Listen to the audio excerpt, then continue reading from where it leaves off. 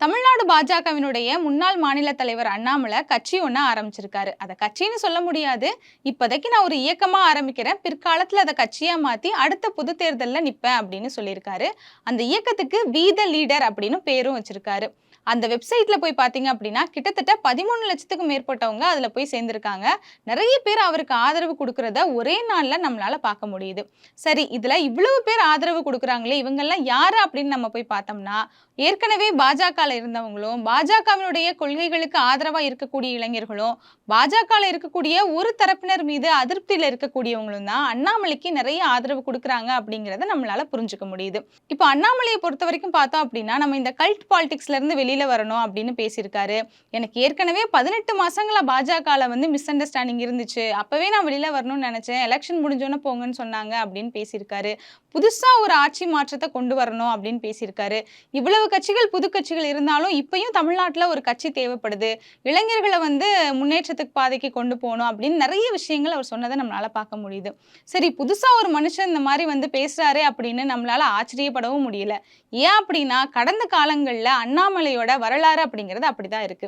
ஏற்கனவே பாஜகல இருக்கும்போது சரி, பாஜகக்கு முன்னாடி ஐபிஎஸ்ஆ இருக்கும்போதும் சரி, அவருடைய செயல்பாடுகள் எல்லாமே மக்களுக்கு விரோதமானதா தான் இருந்திருக்கு அப்படிங்கிறத நம்மளால பார்க்க முடியுது.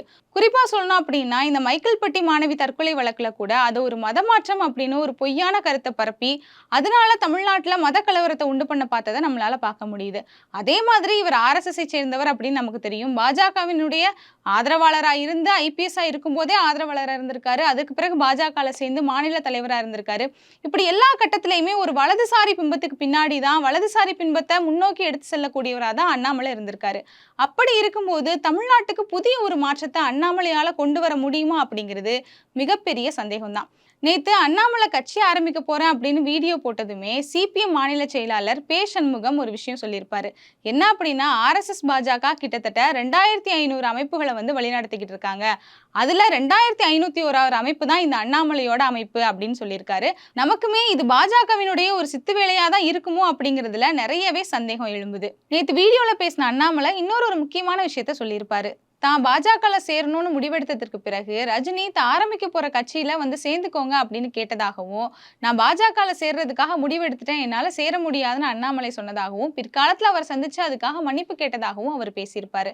அதே மாதிரி அண்ணாமலையும் ரஜினிகாந்தையும் வச்சு நிறைய செய்திகள் பரவுறதை நம்மளால பார்க்க முடியுது. அந்த வகையில நமக்கு தெரிய வருது என்ன அப்படின்னா, ரஜினிகாந்தினுடைய நிறைய ரசிகர்கள் அண்ணாமலைக்கு ஆதரவா இருக்காங்களோ அப்படிங்கிற சந்தேகம் நமக்கு வருது. சந்தேகம் மட்டும் இல்ல, இப்பவும் நிறைய பேர் அவருக்கும் ஆதரவா செயல்படுறாங்க அப்படிங்கிற மாதிரியான தகவல்களும் நமக்கு கிடைக்குது. அதே நேரத்துல தான் ரஜினிகாந்தினுடைய மனைவி லதா ரஜினிகாந்தும் மக்கள் மேடை அப்படிங்கிற ஒரு இயக்கத்தையும் ஆரம்பிச்சிருக்காங்க. பிற்காலத்துல இவங்களும் அண்ணாமலையும் சேர்ந்து அரசியல் களத்துல செயல்படுவாங்களோ அப்படிங்கிற பேச்சும் இப்ப போய்கிட்டு இருக்கு. பொதுவாவே பாஜகவை பொறுத்த வரைக்கும் ஒரு மாநிலத்திலையும் ஒரு மாதிரி அரசியல் பண்ணுவாங்க. ஆனா அவங்களுடைய ஒரு பொதுவான அரசியல் அப்படின்னா இந்த மதத்தை வச்சு பண்ணக்கூடிய மதவாத அரசியல் தான்.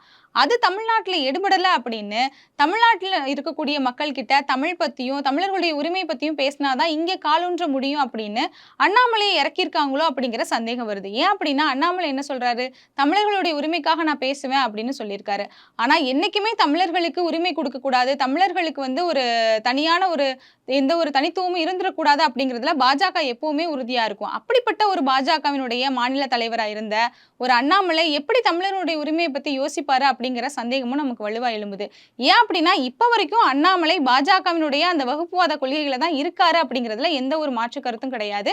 அவர் பின்னாடி சேரக்கூடியவர்களும் கூட அதே வகுப்புவாத கொள்கைகளை தான் இருக்காங்க அப்படிங்கிறது நமக்கு நல்லாவே தெரியும்.